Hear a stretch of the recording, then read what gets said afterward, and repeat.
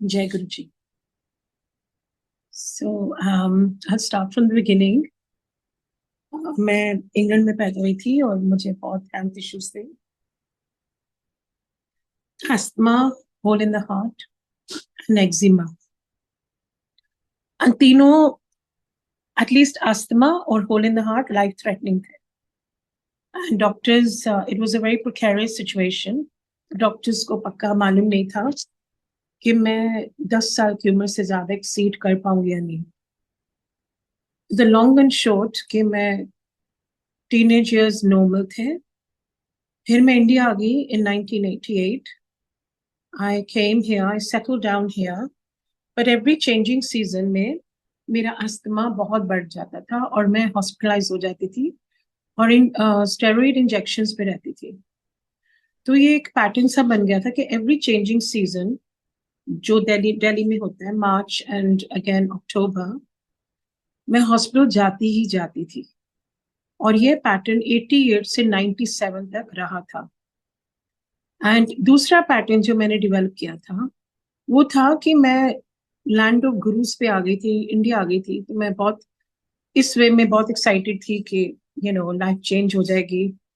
सो मैं कंसल्ट करने लगी मैनी गुरुज, बाबाज, पंडित्स। एंड करते करते मैंने रियलाइज किया कुछ नहीं बदला। सिर्फ कोई कहता था 2100 दे दो, कोई कहता था 3100 दे दो, हम आपकी डेस्टिनी बदल देंगे, आपकी सेहत ठीक कर देंगे। लेकिन सेहत और खराब होती गई। So my health was on the decline. And then in 97 सबसे बुरा अस्थमा अटैक हुआ जहाँ दोनों डॉक्टर्स ने, मार्च का महीना था, एक्चुअली गिव अप होप। हम कहते हैं अब ये बचेगी नहीं, इसके लंग्स बहुत वीक हो चुके हैं स्टेरॉइड्स ले लेके, तो रिस्पॉन्ड नहीं कर रही थी ठीक से। और उस टाइम में, उसी फेज में, मेरा स्किन जो एक्जिमा था वो कुछ और ही बदल गया था।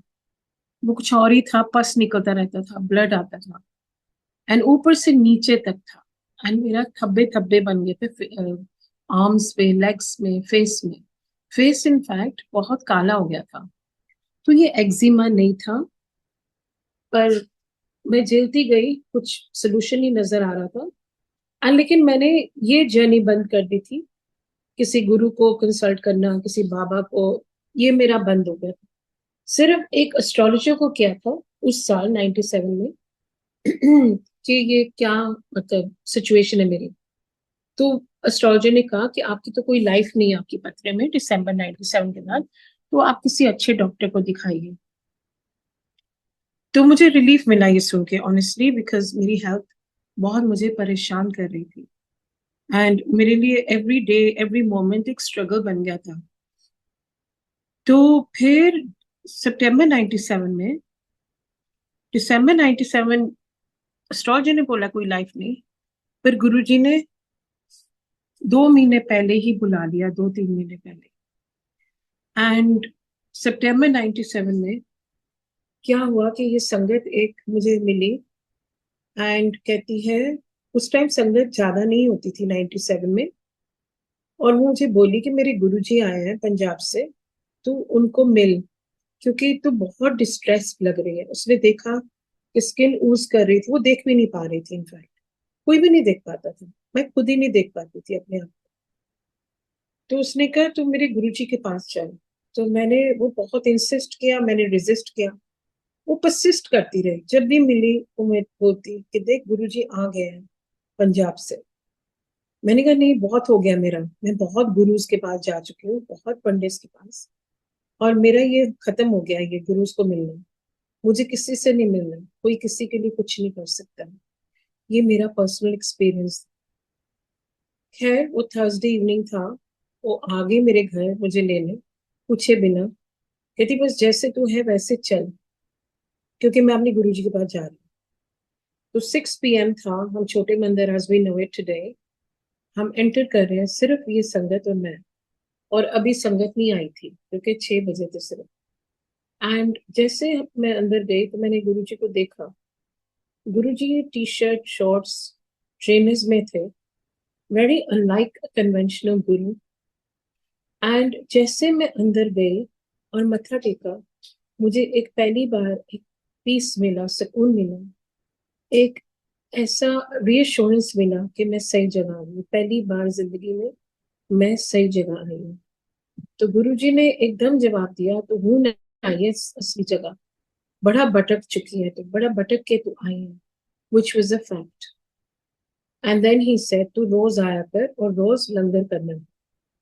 And I was elated, I was ecstatic, इतनी खुशी हुई मन में, क्योंकि मुझे ये संगत जो लेके गई थी, वो बोल रही थी मैं बहुत लोगों को लेके गई हूँ, सब मेरे सोशल फ्रेंड्स को लेके गई हूँ, लेकिन वापस कोई नहीं गया, और हो सकता है तू भी उनमें से एक है। लेकिन क्योंकि गुरुजी ने एक्सेप्ट कर लिया अपने फोल्ड में, तो मेरी जर्नी स्टार्ट हो गई और मैं रोज जाना शुरू कर दिया। मैं इनफैक्ट लुक फॉरवर्ड करती थी कि तैयार हूँ और भागू घर से 6 बजे, रोज शाम को विदाउट फेयर। मैं खुद गाड़ी चलाती थी और अपनी गाड़ी ले जाती थी छोटे मंदिर।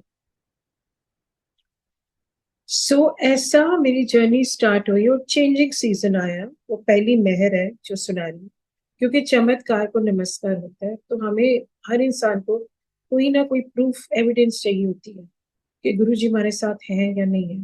कुछ बदलाव आते हैं हमारी लाइफ में, तो हम कहते हैं हाँ गुरु जी है। बदलाव नहीं आता तो हम भागते हैं दूसरे गुरु के पास।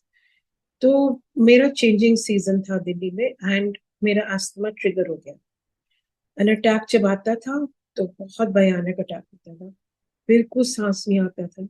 जब तक मैं स्टेरॉइड इंजेक्शंस नहीं दिए जाते थे, एडमिनिस्टर करते थे डॉक्टर्स, तब तक रिलीफ नहीं मिलता था। तो बैठे बैठे गुरुजी के पास मेरा अस्थमा अटैक शुरू हो गया, एंड मैंने गुरुजी की तरफ देखा। मैं ब्लैक एंड ब्लू टर्न कर रही थी, I was really gasping for breath, and मैंने कहा गुरुजी मुझे जाने दीजिए। तो he said, looking at the langar prasad, he said एयू तेरे दवाई है, पूरा लंगर कर। आई लुक्ड एट द आलू गोभी दाल, आई सेड गुरुजी आलू गोभी दाल है, मैं नहीं खा पाऊंगी, मुझे स्टेरॉइड इंजेक्शन चाहिए। देन ही रिस्पॉन्डेड कि जदों बाहर जूती उतार दी है, अपने इफ्सन बर्स छट के आया कर और खाली होके आया कर। खाली means all our preconceived notions or education, qualification. जब हम फेथ में आ जाते हैं, realm of faith, फिर हमारा लॉजिकल माइंड बिल्कुल रिडंडेंट हो जाता है, कोई काम नहीं करता है, क्योंकि faith and reasoning, rationale is a very bad marriage. They do not go hand in hand. So यहाँ जब हम गुरु जी के पास आते हैं, तो कोई रीजनिंग नहीं होती, कोई रैशनल नहीं होता, कोई लॉजिक नहीं होता।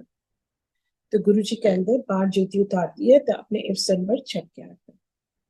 एंड वन संगत नज्ड मी एंड शी सेड, आप गुरु जी का हुक्म ना टालिए, हो सकता है इससे में आपका कल्याण है, आप पूरा लंगर कीजिए। स्ट्रगल करते करते मैंने पूरा खाया, और जैसे मैंने मत्था टेका आज्ञा लेने के लिए, मैंने बस सिर्फ इतना बोला कि मैं आज से बात कभी आनी होंगी, गुरु जी बहुत हाश है। तो गुरु जी एकदम मुस्कुरा के बोले, जा कल्याण कितना ऐश कर, तेरा अस्थमा ठीक हो गया। तो I thought in my head कि क्या ऐश करूं, यहाँ तो जान जा रही है। तो मैंने फिर बोला अपने मन ही मन कि मैं यहाँ से हॉस्पिटल जाऊंगी। गुरु जी ने तुरंत जवाब दिया, उन हॉस्पिटल जान दी लोग नहीं, जा कल्याण कितना ऐश कर। मैं थॉट कोइंसिडेंस है कि जो मैं थॉट सोच रही हूँ, गुरु जी उसी का जवाब दे रहे हैं। तो फिर जैसे मैं निकली छोटे मंदिर से और मैं अस्पताल की तरफ गाड़ी मैं लेके जा रही थी, मैंने रियलाइज किया कि मैं बिल्कुल नॉर्मल ब्रीथ कर रही हूँ। मुझे मालूम नहीं था कि नॉर्मल ब्रीथ करना होता क्या, क्योंकि सारी उम्र इनहेलर्स लेती रहती थी, नेबुलाइजर्स पे रहती थी, स्टेरॉइड इंजेक्शंस पे रहती थी, और फिर स्टेरॉइड टैबलेट्स लेनी होती थी। और इसके दौरान बहुत साइड इफेक्ट्स हो गए। वेट गेन तो होया ही हुआ, लेकिन one of the side effects 31 की एज में कैटरैक्ट हो गया दोनों आंखों में, सफेदी आ गई दोनों आंखों में 31 की एज की उम्र में। एंड मुझे मुझे पता नहीं था कैटरैक्ट होता क्या है। तो जब डॉक्टर ने समझाया, क्योंकि मुझे सिर्फ सफेदी नजर आती थी, डॉक्टर कहता अगर तू 6 महीने के लिए और भी छोड़ दी थी तो तूने ब्लाइंड हो जाना था। तो लेकिन ये विजडम जाने की डॉक्टर के पास दिखाने की, ये भी भगवान ही देता है। तो फिर अगले साल गुरुजी ने कहा इधर आ, तू श्रद्धा में पास हो गई, तेनू नींबू की तरह निचोड़। ना ये ट्रांसलेट कैसे करूं कि नींबू की तरह निचोड़ा, कि गुरुजी उस टाइम मुझे बोलते थे कि अपने फादर मदर को लेके आ, जो इंग्लैंड में रहते थे। नेचुरली मैं भी इंग्लैंड में पैदा हुई थी, वहीं पली थी, तो पेरेंट्स भी वही थे। तो कहते तुम माँ बाप ਨੂੰ ਲੈ के आ, तुमने भरावां ਨੂੰ ਲੈ के आ। I am the only sister amongst 4 brothers, तो 2 इंडिया में है और 2 इंग्लैंड में है। लेकिन जो यहाँ 2 हैं वो नहीं मानते थे उस टाइम। उस टाइम कोई नहीं रिसेप्टिव था, कोई नहीं मानता था। तो ये बहुत चैलेंजिंग था मेरे लिए गुरुजी की बात करने के लिए। चाहे मैं करती थी, मैं जब बहुत एक्साइटेड हो गई कि मेरा अस्थमा ठीक हो गया, मुझे गुरुजी मिल गए हैं, तो मैं हर बंदे से यही बात करती थी। पर बैक इन 97 98 लोग समझते थे कि you've lost, you know, you're a loose cannon, you've lost the plot, कि क्या बोलती रहती है। अपनी फैमिली बोलने लगे कि इंग्लैंड से आई है, किसी गुरु के चक्कर में पड़ गई है, ये पता नहीं शाम को जाती है रात को आती है। तो कोई नहीं समझता था, बहुत मिसअंडरस्टैंडिंग्स होती थी इमीडिएट फैमिली में भी। तो बहुत चैलेंजेस थे उस टाइम भी। तो इजी जर्नी नहीं थी, क्योंकि सब कुछ छोड़ के मैं फिर भी गुरुजी के पास आती थी। बहुत सुनना पड़ता था मैरिटल फैमिली में और अपनी जो मेडन फैमिली एंड में सबके सुनना पड़ता था। लेकिन सुनी को अनसुनी करके मैं गुरुजी पास आती थी, क्योंकि मुझे पता था कि मुझे रियल डील मिल गया यहाँ पे, मुझे असली चीज मिल गई है यहाँ पे। ये गुरुजी ordinary गुरु नहीं है, ये बहुत बड़ी हस्ती है जो हमें समझ नहीं दे रहे थे। तो उन्होंने फिर कहा मुझे, तू श्रद्धा में पास हो गई, तेनू नींबू की तरह निचोड़े है, जा तेरा स्किन कैंसर ठीक किता। फिर कहते हैं जो कहा उन्होंने, मैं अस्टोनिश हो गई थी। गुरुजी ने कहा, हूं तू बाथरूम की बत्ती ना बंद किता कर, बाथरूम जाने तो पहले आईने कोलों ना डरिया कर। So when he said that, I thought, how does he know something so personal? इनको कैसे पता है कि मैं बाथरूम की बत्ती बंद करके बाथरूम जाती हूँ? क्योंकि मुझे अपने आईने से बहुत डर लगता था। तो मैं इनकी तरफ देखती रह गई, as if to say, आपको कैसे मालूम है? तो गुरुजी कहते, जवाब देते हैं वर्बली कि हैरान क्यों रही है, ਤੈਨੂੰ ਨਾ ਸਸਤੇ ਵਿੱਚ ਰੱਬ ਮਿਲ ਗਿਆ, ਤੁਹਾਨੂੰ ਸਭ ਨੂੰ ਸਸਤੇ ਵਿੱਚ ਰੱਬ ਮਿਲ ਗਿਆ। ਤੁਸੀਂ ਤੁਹਾਡੇ ਨਾਲ ਬੈਠ ਵੀ ਜਾਂਦੇ, ਗੱਲਾਂ ਵੀ ਕਰ ਲੈਂਦੇ, ਖਾ ਵੀ ਲੈਂਦੇ, ਤੁਹਾਨੂੰ ਤਾਂ ਪਤਾ ਹੀ ਨਹੀਂ ਲੱਗਦਾ। ਜਦੋਂ ਵੱਡੇ ਮੰਦਿਰ ਚ ਲਾਈਨਾਂ ਲੱਗ ਜਾਣੀਆਂ ਨੇ और जगह जगह मेरी जोत जलेगी, across every country, city, town in the world is going to have satsangs, तब समझ आएगी कि रब आया सी, रब दी कदर नहीं। ਤੁਸੀਂ ਲੋਕੀ ਸਮਝਦੇ ਹੋ ਕਿ मैं शॉपिंग, मैं दुकान खुली हुई है, ਤੁਸੀਂ ਆਪਣੀ ਸ਼ਾਪਿੰਗ ਲਿਸਟ ਲੈਂਦੇ ਹੋ ਔਰ ਮੰਗਦੇ ਰਹਿੰਦੇ ਹੋ। ਐਂਡ ਮੰਨਿਆ ਕਰੋ, ਮੰਗਿਆ ਨਾ ਕਰੋ। ਮੰਗ ਕੇ ਤੁਸੀਂ ਆਪਣੀ मांग छोटी कर लेते हो, which means again कि हम अपनी मांग कैसे छोटी करते हैं कि अगर गुरुजी ने हमें मर्सिडीज देनी हो और हम जिद पे अड़ जाते हैं कि नहीं हमें मारुति दो, हमें गाड़ी चाहिए, तो गुरुजी कहते तुसी अपनी मांग छोटी कर लो। मारुति देनी पैंदी है क्योंकि तुसी जिद करती है। जिद ना करो और सरेंडर कर जाओ कि जो आप चाहते हो वही मुझे देना, जो आप चाहते हो वैसा ही रखना। आपकी टाइमिंग, आपके plans, they are far more superior than our timing and our plans. हमारी मैं से बड़ी उनकी मेहर बहुत बड़ी चीज है और हमारी मेहर बहुत छोटी है। तो गुरु जी यूज्ड टू से सरेंडर कर लो। सरेंडर करना बहुत मुश्किल काम होता है, लेकिन एक ट्रांसलेशन मेरी है कि एक्सेप्ट कर लो जो है और अपना पाठ करते रहिए। जो गुरु जी ने हमें उनके हुक्म में रहे, उनकी रजा में रहे, पाठ करो, शिव पुराण पढ़ो, मंत्र जाप करो, शांत रहो, तो हमारा जो स्टॉर्म आता है वो स्टॉर्म इज इनएविटेबल। चाहे हेल्थ स्टॉर्म आए, चाहे फाइनेंशियल स्टॉर्म आए, चाहे रिलेशनशिप स्टॉर्म आए, स्टॉर्म जो होता है वो इनएविटेबल है। Pain is inevitable, suffering is optional. Guruji ने सिखा दिया सफर करने की जरूरत नहीं है, मैं एक एक संगत के साथ हूं, इसलिए सफर नहीं करो, बैठो शांति से। आप आया करो, हाजिरी लगाओ, घर में बैठने घर बैठो, 1 घंटा जरूर याद करो, शब्द गुरबानी सुनो, कार बैठ के भी भोग लगा लो, लंगर प्रसाद खाओ, जल प्रसाद पियो। घर में हम मंत्र जाप जब करते हैं तो वहां 1 गिलास पानी रख के वो पानी अपने आप अमृत बन जाता है। तो मंत्र जाप करो, अकेले बैठो थोड़ी देर, सॉलिट्यूड में ही उनकी आवाज नजर आएगी, भीड़ भड़ाके में नहीं, नॉइज में नहीं, सोशल मीडिया में नहीं, सिर्फ अपने अंदर। क्योंकि गुरुजी primordial guru resides within each one of us. तो गुरु जी कहते अंत विच जो ਤੁਹਾਡੀ ह्यूमन जर्नी है ਉਹ ਤੁਹਾਡੇ ਅੰਦਰ ਦੇ ਗੁਰੂ ਨੂੰ ਜਗਾਣਾ ਹੈ and that is the ultimate goal for every human being. ये नहीं कि हमें बड़ा मकान मिल जाए, बड़ी गाड़ी मिल जाए, सब कुछ चेंज हो जाए, हमें बहुत पैसा मिल जाए, हम है मटेरियल वर्ल्ड में, लेकिन गुरु जी बोलते कि सब कुछ मिलेगा अगर रब को रब ही मांग लोगे तो दुनिया की चीजा तो पीछे पीछे दौड़ेगी दौड़ेगी। इस करके रब को रब मांग लो, सरेंडर कर जाओ और असली चीज मंगन दी टाइम आ गया क्योंकि अगे बड़ा मारा टाइम है। मैंने कहा क्यों गुरु जी? कहते अगे देखी नहीं था तू, बारिश होने ने 3 चीजा डिवोर्स, कैंसर, डिप्रेशन। मैंने कहा गुरु जी ये तो इंग्लैंड में होता है, डिवोर्स भी सिर्फ इंग्लैंड में सुना जाता है, कैंसर भी वहीं सुना जाता है और डिप्रेशन तो इंडिया में कभी सुना ही नहीं। कहते तू हैरान होती जाएगी, अगे देख बारिश होनी है 3 चीजा, घर घर दी कहानी होनी है, वन और दी अदर, एक या दो कोई और। तो इसलिए गुरु जी कहते कि पाठ करो, late him do his part and let us do the part that he is given us. Implement करना उनकी टीचिंग्स सबसे जरूरी होता है। सिर्फ सत्संग जाना इनफ नहीं है, सत्संग से लेके आना टीचिंग्स लर्निंग्स वो ज्यादा जरूरी है। स्कूल जाना इतना जरूरी नहीं है जितना लेसन्स लर्न करना जरूरी है और इम्प्लीमेंट करना। मैथ्स का फॉर्मूले तो हम सीख लेते हैं पर जब तक हमने अप्लाई नहीं किया, हमारे डेली जो हमारे अकाउंटेंसी होती है घर में डोमेस्टिकली प्रोफेशनली, फायदा नहीं है अगर हम अप्लाई ना करें वो फॉर्मूलेस। तो इसलिए गुरु जी कहते आंदे ते बड़े संगत में, पर कौन मेरा असली संगत है? संगत वही असली है जो उनके हुक्म में रहता है। ये नहीं कि अपनी मैं पहले ले आए या अपनी सन बर्ड्स ले आए, उसका फायदा नहीं है। अगर हम सचमुच गुरु की राह में चल रहे हैं तो उनका हुक्म में रहना बहुत जरूरी है। सरेंडर का ये मतलब भी नहीं है कि हम कंप्लेसेंट हो जाए। We do our best, let him do the rest. बहुत जरूरी है कि हम अपने एफर्ट्स करें, हम प्रोएक्टिव हो। मैं आपको एक एग्जांपल देती हूँ।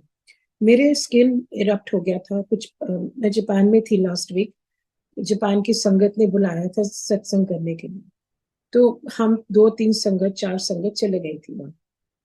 जब गई तो जापान का मुझे हवा पानी नहीं सूट किया और मेरा एक्जिमा ऐसे फ्लेयर हुआ कि स्किन एकदम टोट हो गई, बहुत ड्राई हो गई, बहुत टाइट हो गई एंड फ्लेक होती गई एंड बहुत मैं अनकंफर्टेबल थी क्योंकि उससे खारिश हो रही थी बहुत ज्यादा। फेस में जब आ जाता है तो कॉन्फिडेंस लेवल मेरा वैसे ही गिर जाता है। तो मेरा कॉन्फिडेंस लेवल सेल्फ स्टीम बहुत लो हो गया था। ये खाली हफ्ता 10 दिन पहले की बात कर रही हूँ। मैं यहाँ तो वरी मोड में जा सकती थी या मैं वर्शिप मोड में जा सकती थी। वरी हुई थी एक दिन के लिए कि ये क्या हो गया, रेड था फेस, अनसाइटली था। लेकिन जब दिल्ली आई वापस तो जो गुरुजी ने हमें टूल्स दिए हैं, जो फॉर्मूला दिया वो मैं अप्लाई करने लगी, कामली बैठने लगी अकेले और मैं शिवपुराण पढ़ने लगी और मंत्र जाप करी और जो जल था सामने वो पी लिया, अमृत समझ के थोड़ा लगा लिया फेस पे। विद इन 3 days मेरी स्किन एकदम क्लियर हो गई। ये कोई कोइंसिडेंस नहीं है, ये गुरु जी का फॉर्मूला है। उनके जो मिरेकल्स हैं, हम जो उनकी मेहर है, वो हमारी प्रॉब्लम से ज्यादा वो बड़े हैं। हमारी प्रॉब्लम्स बहुत छोटी होती है। पर again it's about living the path, living in his हुक्म। सो ऐसे तो बहुत इंसिडेंसेस हैं जहाँ he turns black into white, he turns the worry into worship, he turns our faith into fear। हर डर हमारा कन्वर्ट हो जाता है। गुरु जी कहते हैं मैं हर चीज कन्वर्ट कर देना। Energy can not be destroyed. Cancer destroy नहीं हुआ था, मेरा कैंसर कन्वर्ट हो गया था may be into something smaller. फिर गुरु जी जब जाने लगे तो बोले, एक हफ्ता पहले मैं मिली थी गुरु जी को, उनकी बॉडी छोड़ने से पहले, थर्सडे इवनिंग था जो मेरा दिन था। पहले 7 days a week जाती थी, फिर गुरु जी ने दिन रख लिए थे संगत के लिए, तो मेरा one of the days was Thursday and then the Thursday before his mahasamadhi वो कहते हैं मुझे तू वापस इंग्लैंड जा, जा तेनू इंग्लैंड वापस भेजा। इंग्लैंड को लंदन ही बोलते थे, चल वापस लंदन भेजा, तू अपनी माँ की सेवा करे एंड तू सत्संग उत्थे सत्संग दी गड़िया शुरू कर उत्थे इंग्लैंड विच एंड जा तेनू लीडर बनाता। मुझे तीनों चीजें नहीं समझ आई थी, मैं कंफ्यूज हो गई थी। मैंने कहा गुरु जी मेरी मम्मी की सेवा क्यों करूंगी मैं, डैडी है ना वहां पे। एंड फिर मैंने कहा मैं सत्संग क्यों शुरू करूंगी, यहाँ छोटे मंदिर में आते हैं 200-300 लोग, तो सत्संग क्या होता है और संगत क्या होती है, उस टाइम कुछ नहीं पता था। बिकॉज ये नहीं पता था कि उनके जाने के बाद it will become enormous, his following. It would become truly, I mean, it's exponential growth that we witness today. तो लेकिन कभी हमने अपने माइंड में कभी ये सोचा भी नहीं था, ना ही विजुलाइज किया था, ना इमेजिन किया था।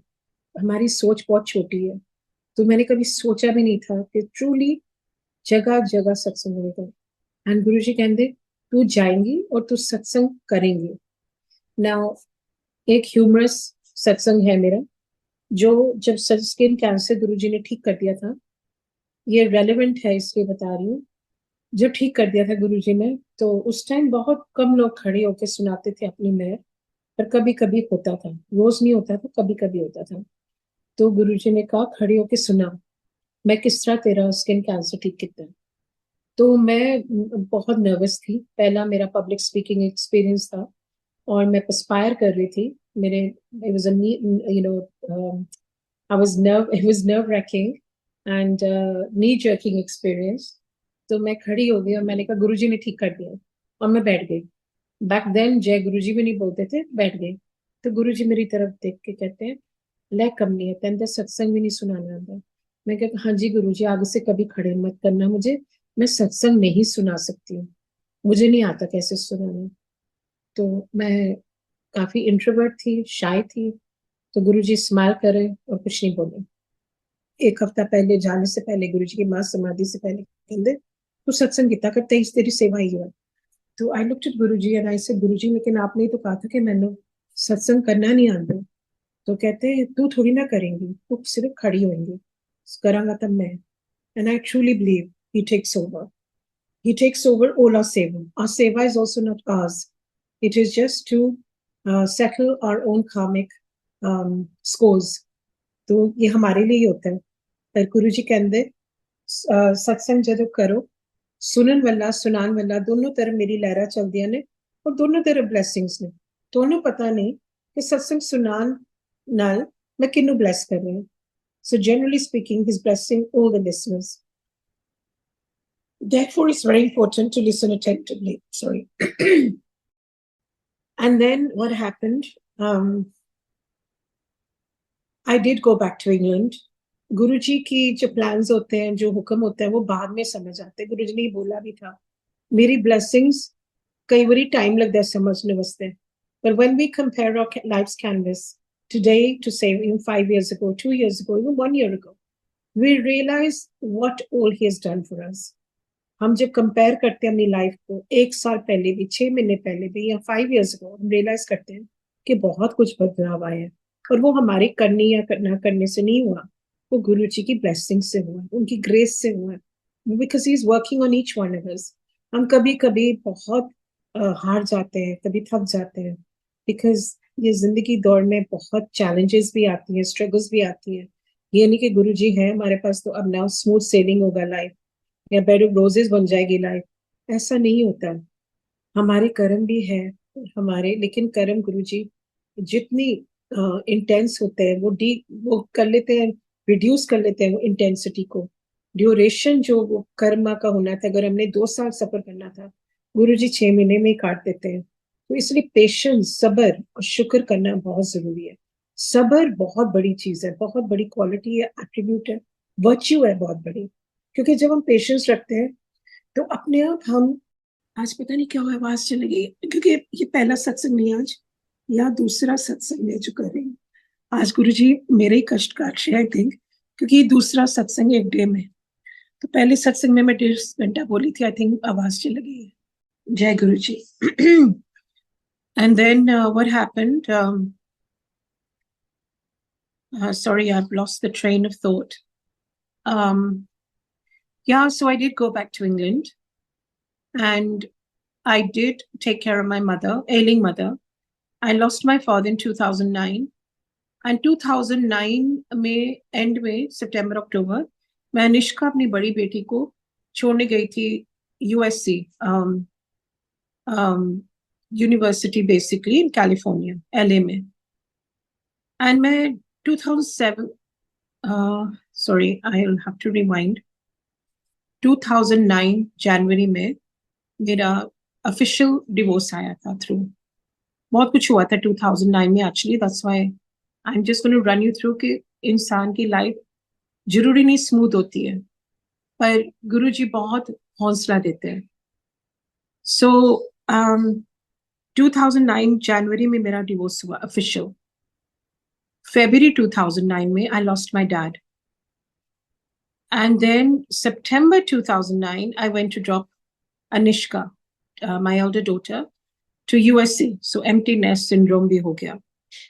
And then 2009 October में मेरी mummy was diagnosed with pulmonary fibrosis, which is a degenerative disease. ये lung disease होती है, इसका कोई क्योर नहीं। कैंसर का तो फिर भी क्योर होता है, पल्मोनरी फाइब्रोसिस का एक्चुअली कोई क्योर नहीं होता, इरिवर्सिबल होता है। वो लंग्स टिश्यूज जो होते हैं लंग के, वो पैकअप होते रहते हैं, श्रिंक होते रहते हैं। So it's a terrible degenerative disease जो किसी को ना हो, लेकिन मम्मा को था। एंड 2010 में मेरी छोटी बेटी को छोड़ने गई मैं वहां पे न्यूयॉर्क, वो जा रही थी NYU। सो दोनों बच्चे इंडिया से बाहर चले गए। एंड मैं सितंबर 2010 में डिसीजन ले लिया कि अब मैं इंग्लैंड जाऊंगी। ऑफ कोर्स गुरुजी ने ऑलरेडी रोड मैप की हुई थी मेरी लाइफ, जो सबकी करते हैं, पर हमें अवेयरनेस के साथ जीने से हमें समझ आ जाती है कि क्या हो रहा है, क्या नहीं हो रहा, क्या करना है, क्या नहीं करना, जो अपने आप होने देना है। कई चीजें होती हैं, just you let it go, you let God take over, like this say let go and let God.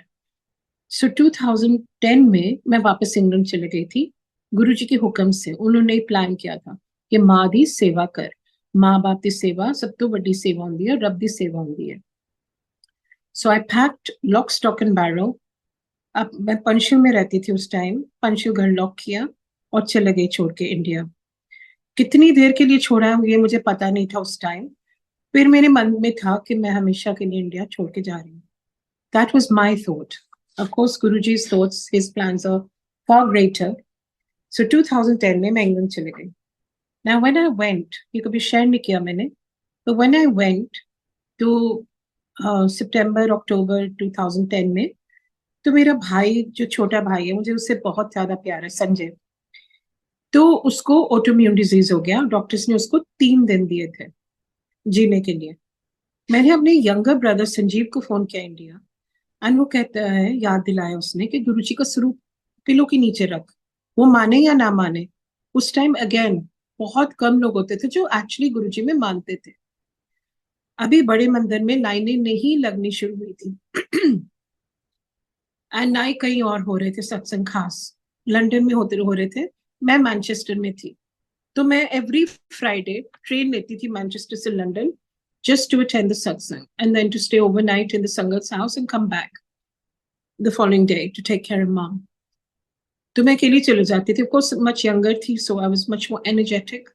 And क्या हुआ कि जब ये 3 दिन दिए डॉक्टर ने, वो तो बहुत यंग था, तो अपने आप सही डॉक्टर आ गया, सही ट्रीटमेंट शुरू हो गई और संजय बिल्कुल ठीक हो गया। दैट वाज गुरुजी's मिरेकल, जो एकदम हुआ, इंस्टेंट हुआ हमारी आंखों के सामने। जो 3 दिन दिए थे वो एकदम ठीक हो गया गुरुजी के स्वरूप रखने से। वो सही डॉक्टर आ गया, क्योंकि गलत हुआ था, मिसडायग्नोज हुआ था, कुछ ऑटोइम्यून था, लेकिन डॉक्टर्स ने बोल दिया था इसका कोई इलाज नहीं। लेकिन जब नया डॉक्टर आया, उसने टेक चार्ज किया, कीमोथेरेपी उसको दी और वो ठीक हो गया। ऑफ कोर्स ऑटोइम्यून डिजीज ऐसी होती है जो ठीक कभी नहीं होती, हमें सब पता ही है, लेकिन मेंटेन करता रहता है, जैसे मैं करती हूँ, क्योंकि मुझे भी ऑटोइम्यून डिजीज है। तो हम मैनेज करते हैं, not maintain but we manage it. So ये था। And years later when I got autoimmune disease like Sanjay, तो सेम सिम्टम्स थे। सो मुझे समझ आ गया, यहाँ डॉक्टर्स ने कंफर्म कर दिया आपको भी ऑटोइम्यून डिजीज है। एनीवे, फास्ट फॉरवर्ड, मम्मा स्लोली डिटेरिएट होती रही, और सत्संग एक संगत ने इंडिया से फोन किया, बड़े मंदिर से कि तू कैसी है। मैंने कहा मुझे पता नहीं गुरुजी ने कहाँ भेज दिया, एक तो मेरा भाई बीमार है, मेरा मम्मा को देखा नहीं जाता, बहुत मुश्किल है, और यहाँ अकेलापन है इंडिया की हसल बसल के बाद। मैनचेस्टर बहुत क्वाइट लग रहा है। Although I had my childhood friends. कहती तो भूल गई है गुरुजी ने क्या बोला था, क्या उन्होंने बोला था कि तू सत्संग दी लड़ियां चला। तो आई सेड वो कैसे करूं, यहाँ कोई संगत थोड़ी ना है, पर गुरुजी के प्लान्स। वो कहती मुझे नहीं पता, तू सत्संग वहां शुरू कर। तो वो ही हुआ गुरुजी के मेहर से। मैंने अपने चाइल्डहुड फ्रेंड्स को फोन किया, 5 लोग थे हम, 5 से 500 कहाँ आ गए पता ही नहीं चला। मम्मी दूर से हमेशा मत्था टेकती थी, क्योंकि उनको अभी समझ नहीं आई थी कि गुरुजी क्या है, कौन है, कितनी बड़ी शक्ति है। तो वो दूर से करती थी पहले, संडे को एवरी संडे हमारे घर में होता था। एंड देन देखते देखते अदर संगत स्टार्टेड ज्वाइनिंग इन, तो सत्संग की लड़ियां शुरू हो गई and it was beautiful. 3rd year में जब मम्मा डेथ बेड थी, तो मम्मी मत्था टेकने लगे पूरा गुरुजी से, और वही उनका सिर रहता था चरणों में गुरुजी के। और गुरु मम्मी ने कहा कि ए तेरे गुरु, तू गुरु गुरु की कर दी रहती है, तो रब ने, गुरुजी ने मैंने दिखा दिया कि ओ यू रब ने, तो तू तो गुरु गुरु करती रहनी है। So how Guruji connected her before she passed on. Of course she passed on, she had a very terrible death, जहाँ उन्होंने बहुत ज्यादा सफर किया। पर मेरी इंटरप्रिटेशन ट्रांसलेशन यही है, कभी कभी हमारे कर्म हम यही खत्म करके जाते हैं।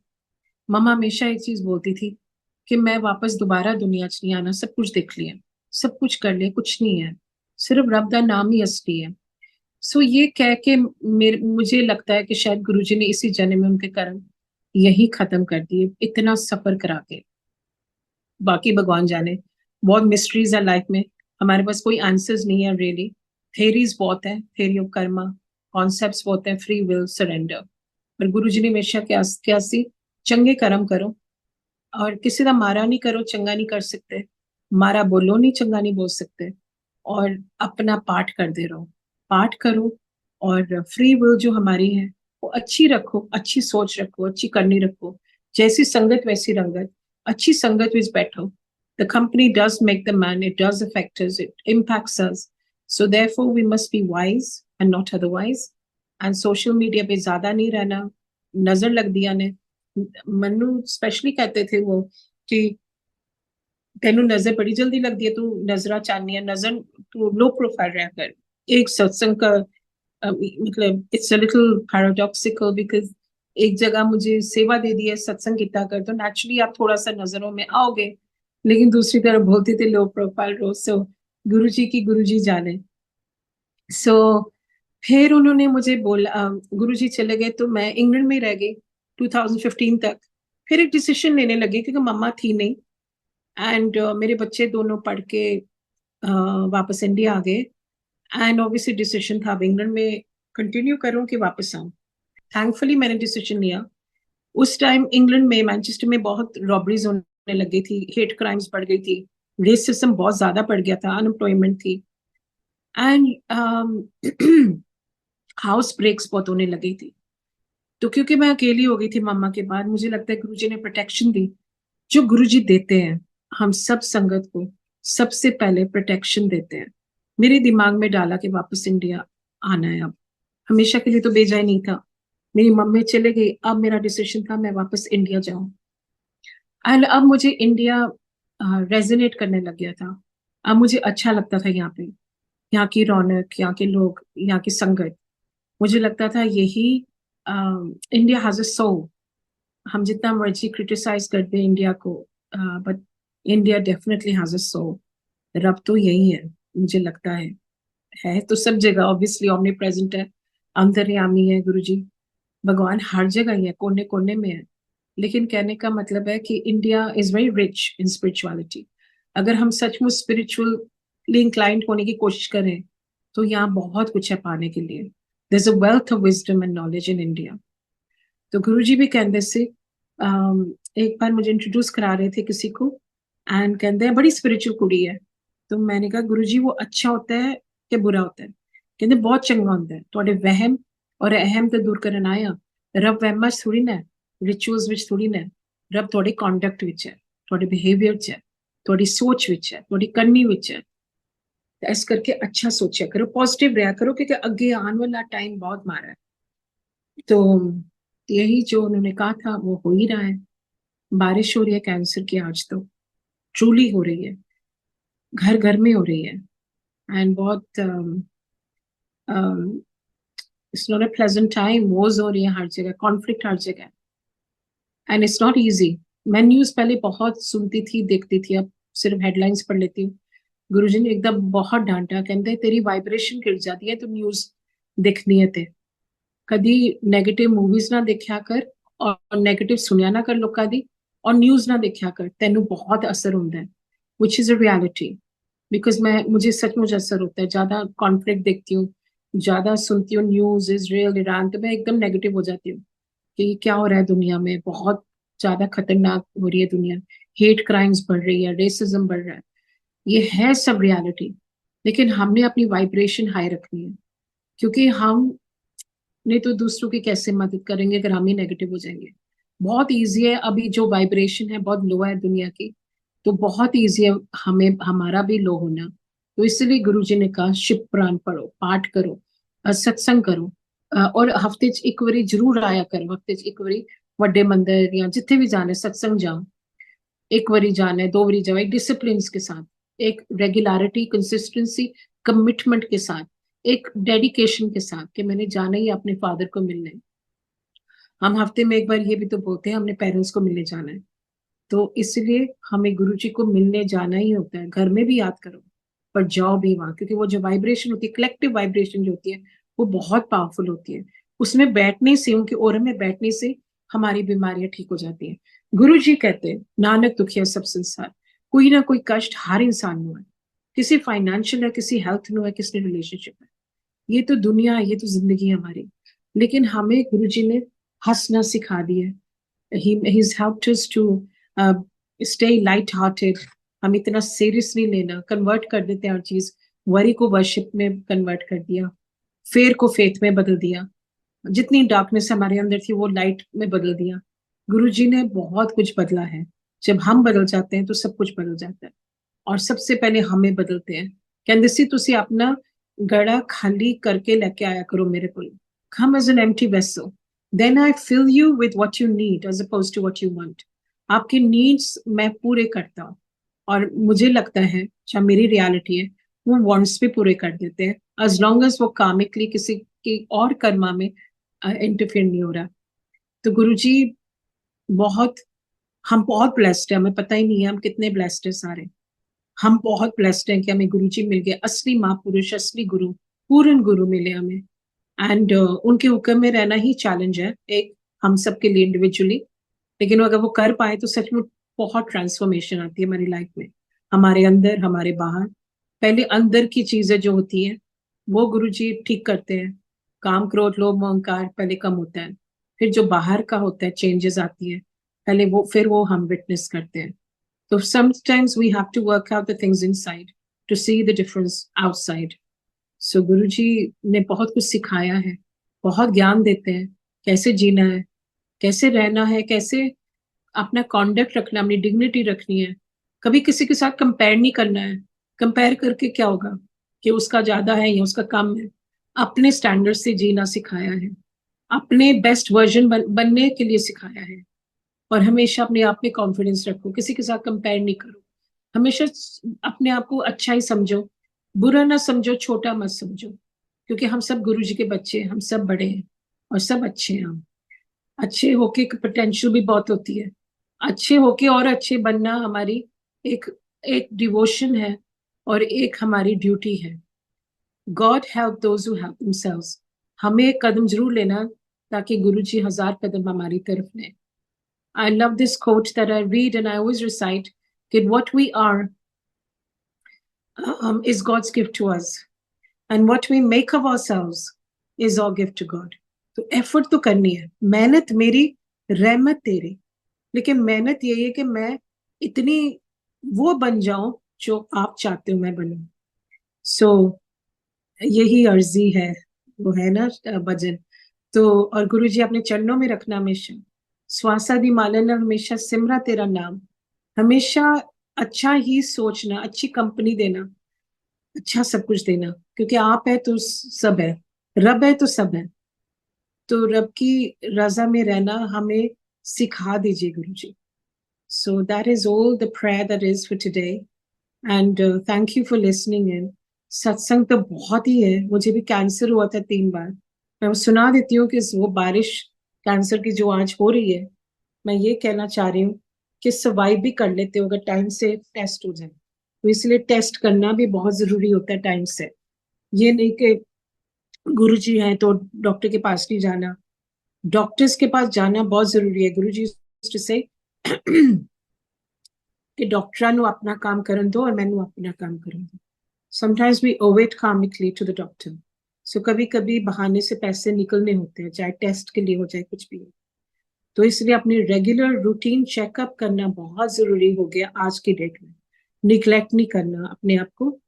और मैं एक संगत के थ्रू ही कभी रूटीन हेल्थ चेक नहीं कराया था, फिर एक संगत जैसे गुरु जी ने कहा था, अपने परिवार को लो ज्यादा, ਤੁਹਾਡਾ गुरु परिवार प्यार करेगा और काम आएगा। यही ਤੁਹਾਡਾ असली परिवार है और ये हकीकत है। मैं बड़े मंदिर में थी एंड एक संगत मेरे पास आई और उसने बोला कि अपना रूटीन हेल्थ चेक करा लो।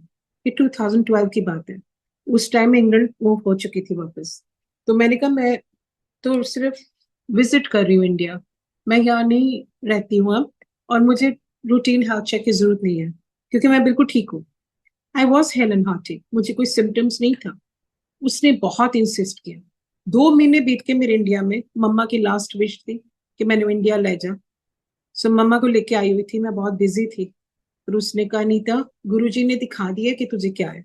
वैसे कोई मीडिएटर्स नहीं आपके और गुरुजी के बीच में, पर कभी कभी एक हकीकत होती है, कोई संगत जेन्युइन संगत हो और संगत बोल देती है कुछ, तो वो करने में कोई हर्ज नहीं। लेकिन मैंने 2 महीने ऐसे वेस्ट कर दिए थे, फिर भी मैं बहुत ब्लेस्ड थी।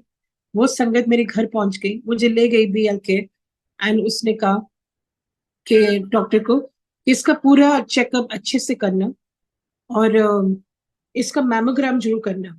The long and short is, मेरा ब्रेस्ट कैंसर निकला था, पर स्टेज 1 था, ग्रेड A था। मैं बहुत ब्लेस्ड थी, टाइम से निकल गया। और फिर मेरा दूसरा भी था ट्यूमर, एंड फिर 2 साल के अंदर अंदर तीसरा ट्यूमर भी था। लेकिन ईच टाइम गुरुजी ने रेडिएशन के साथ, पाठ के साथ, उनकी लगन के साथ मैं ठीक हो गई। अब 2024 है, मुझे, मैं बिल्कुल क्लियर ऑफ कैंसर हूँ। तो ये नहीं कि कैंसर है तो सिर्फ कैंसर होना ये नहीं मतलब कि एंड ऑफ द स्टोरी। अपना चेकअप कराना, हेल्दी ईटिंग करना जैसे गुरुजी ने बोला था, और वॉक करना 1 घंटा, ये बहुत जरूरी है। अपना शरीर का, बॉडी इज आवर टेम्पल, सो अपना ध्यान रखना, अपनी रिस्पॉन्सिबिलिटी लेना बहुत जरूरी है। सो आई थिंक आज के लिए सॉरी मेरी आवाज चली गई आज। थैंक यू, जय गुरु जी।